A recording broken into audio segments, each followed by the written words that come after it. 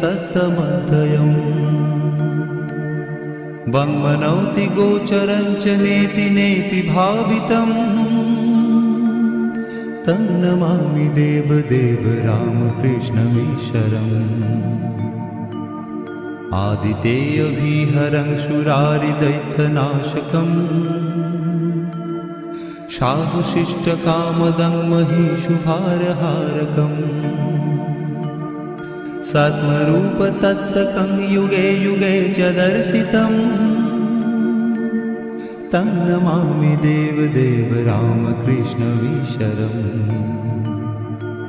सर्वभूतसर्गकर्मसूत्रबन्धकारणम् येन कर्म पापपुण्यतारतम्य साधनम् बुद्धिभाष साक्षिरूप सर्वकर्म भाषणम्